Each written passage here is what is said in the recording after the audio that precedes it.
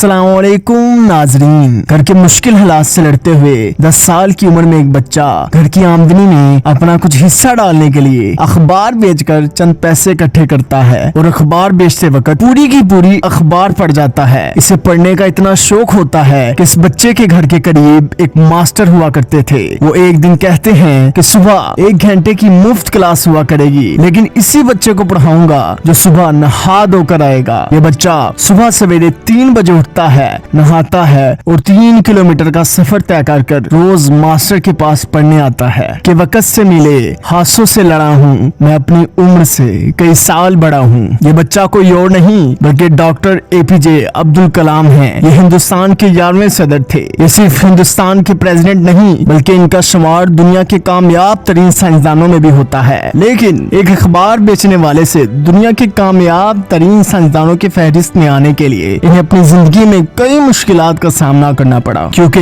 जिंदगी की भी यही रीत है, हार के बाद ही जीत है और वो ये बात जानते थे। इसलिए इन्होंने मुश्किलात का डट कर मुकाबला किया। लेकिन कैसे वो हिंदुस्तान के 11वें प्रेसिडेंट बने, कैसे इन्होंने कम आमदनी में हिंदुस्तान को मिसाइल और रॉकेट्स लॉन्च किए। तो दोस्तों, welcome to the bright way channel. आपको इस वीडियो में इन तमाम सवालों के जवाब दिए जाएंगे और इनकी जिंदगी का मुख्तसर सा मुतालिया भी किया जाएगा। डॉक्टर अब्दुल कलाम कहते हैं, अगर तुम सूरज की तरह चमकना चाहते हो तो पहले इसकी तरह जलना सीखो। डॉक्टर अब्दुल कलाम 15 अक्टूबर 1931 को एक मुस्लिम खानदान में पैदा हुए। इनके वालिद का नाम जैनुल आबदीन था, जो कि कश्ती चलाया करते थे। इनकी जिंदगी की सबसे बड़ी मुश्किल इनका मुसलमान खानदान में पैदा होना है, जिसकी वजह से इन्हें कई मुश्किलात का सामना करना पड़ा। एक मर्तबा जब आप 5वीं क्लास में पढ़ते थे तो वो अपने सबसे अच्छे दोस्त रामनंद शास्त्री, जो कि एक पंडित का बेटा था, डॉक्टर अब्दुल कलाम इनके साथ पहले बेंच पर बैठा करते थे।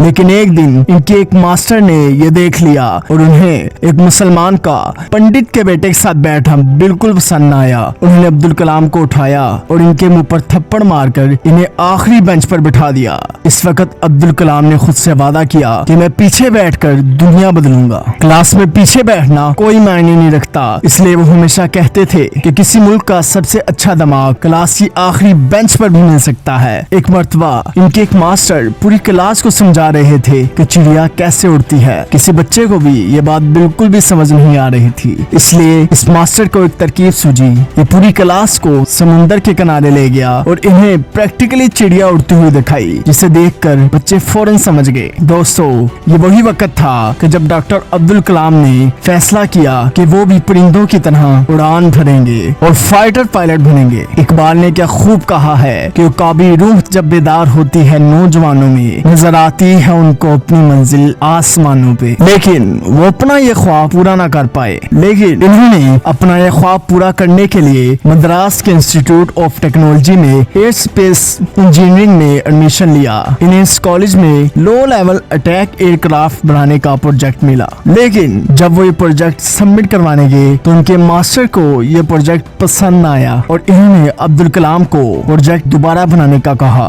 किसी नए प्रोजेक्ट को बनाने के लिए कम से कम 1 महीना लग जाता है, इसलिए इन्होंने अपने टीचर से 1 महीने का वक्त मांगा, जिस पर इनके टीचर ने इन्हें 3 दिन का वक्त दिया और साथ ही साथ ये भी कहा कि अगर तुम ऐसा ना कर पाए तो अपनी स्कॉलरशिप से भी हाथ धो बैठोगे, जिससे अब्दुल कलाम बहुत डर गए। इन्होंने 3 दिन बगैर सोए और बगैर खाए इतनी मेहनत की कि जब 3 दिन के बाद अपना प्रोजेक्ट सबमिट करने के लिए टीचर के पास आए तो वो हैरान हो गए और इन्होंने अब्दुल कलाम से कहा कि मुझे मालूम था कि 3 दिन में किसी भी प्रोजेक्ट को बनाना नामुमकिन है, लेकिन स्कॉलरशिप छिन जाने के डर की वजह से तुमने इसे पॉसिबल कर दिया। आखिर डिग्री मुकम्मल होती है और डॉक्टर अब्दुल कलाम अपने ख्वाब को पूरा करने के लिए इंडियन एयरफोर्स में एक इंटरव्यू में जाते हैं, जहां पे 25 लोगों में से 8 लोगों को सिलेक्ट किया जाना था। लेकिन अब्दुल कलाम सिलेक्टेड कैंडिडेट्स में 9वें नंबर पर आते हैं। आखिर वो अपने ख्वाबों को पूरा करने में नाकाम हो जाते हैं। लेकिन अगर वो इस वक्त कामयाब हो जाते तो Hindustan super exclusive club of space faring nation का 6th मेंबर ना बन पाता और ना ही हिंदुस्तान को पृथ्वी और अग्नि जैसे इंटरमीडिएट रेंज बैलिस्टिक मिसाइल मिल पाते और ना ही पोखरण 2 जैसे न्यूक्लियर बॉम्ब टेस्ट हिंदुस्तान में होते। इसलिए कहते हैं कि नाकामी के पीछे ही कामयाबी छुपी होती है। इसके बाद वो मिनिस्ट्री ऑफ डिफेंस ज्वाइन करते हैं और कुछ ही देर बाद उनकी वहाँ प्रमोशन हो जाती है और डॉक्टर अब्दुल कलाम डॉक्टर विक्रम साराभाई की टीम में शामिल हो जाते हैं। वहाँ से इन्हें सिलेक्ट किया जाता है और इन्हें 6 माह की ट्रेनिंग के लिए नासा भेज दिया जाता है। और कहते हैं ना कि हीरे की परख जौहरी को ही होती है। नासा की टीम समझ जाती है और वो कुछ ही देर में डॉक्टर अब्दुल कलाम की काबिलियत से वाकिफ हो जाते हैं। नासा इन्हें ऑफर देता है कि आपको अमेरिकन सिटीजनशिप दी जाएगी। न सिर्फ ये बल्कि हिंदुस्तान से 5 गुना ज्यादा तनख्वाह भी दी जाएगी। लेकिन वो इस ऑफर को रिजेक्ट कर देते हैं और अपने मुल्क की खिदमत के लिए वापस हिंदुस्तान आ जाते हैं। और हिंदुस्तान आते ही एक प्रोजेक्ट पर काम करने लगते हैं जिसका मिशन हिंदुस्तान के पहले रॉकेट की उड़ान था और कम आमदनी की वजह से इन्हें ये मिशन एक गांव में लॉन्च करना था जिस गांव का नाम ठुम्बा था। इन्होंने ठुम्बा गांव के पुराने चर्च को अपना वर्कशॉप बनाया और इसी चर्च के फादर के घर को अपना ऑफिस बनाया। इन्होंने कैसे तैसे करके रॉकेट बनाया, लेकिन यहाँ पर मसला रॉकेट्स के पार्ट्स को पैड लॉन्च तक लेकर जाना था। लेकिन इन्होंने हार ना मानी और रॉकेट्स के पार्ट्स को बैलगाड़ी और साइकिल के जरिए पैड लॉन्च तक पहुंचाया। आखिर कई मुश्किलों के बाद 21 नवंबर 1963 को इंडिया ने अपना पहला रॉकेट लॉन्च करके हिंदुस्तान के स्पेस की तरफ अपना पहला कदम रखा।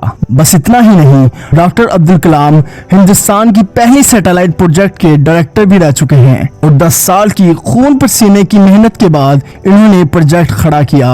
इसके दौरान इनके वालिद का इंतकाल भी हुआ, लेकिन फिर भी वो अपनी मंजिल की तरफ गामजन रहे। लेकिन जब 1979 में इस प्रोजेक्ट को लॉन्च किया गया तो अनफॉर्चुनेटली सेकंड स्टेज में जाकर किसी टेक्निकल इशू की वजह से ये रॉकेट बंगाल की एक खाड़ी में जा गिरा। जब ये प्रोजेक्ट फेल हुआ तो सारे लोगों ने इन पर सवाल उठाए। उस वक्त प्रोफेसर सतीश तिवारी जो कि इस प्रोजेक्ट के चेयरमैन थे, इन्होंने इस प्रोजेक्ट का सारा मवाद अपने सर पर ले लिया। इनकी इस लीडरशिप को देखते हुए डॉक्टर अब्दुल कलाम बहुत ही मुतासिर होते हैं और ठीक 1 साल बाद इन्होंने SLV-3 और PSLV के लॉन्च का ऐलान किया और आखिर 1980 में इन्होंने SLV-2 से रोहनी नाम के मिसाइल का कामयाब तजुर्बा भी किया, जिससे Hindustan super exclusive club of faring nation का 6th मेंबर भी बना। लेकिन इनकी जिंदगी का सबसे बड़ा कारनामा पोखरण 2 है, जो एक ऐसा न्यूक्लियर बॉम्ब टेस्ट था जो अब्दुल कलाम ने CIA की एजेंसी से खुफिया तौर पर किया और आखिर हिंदुस्तान ने एक कामयाब न्यूक्लियर बॉम्ब तजुर्बा किया।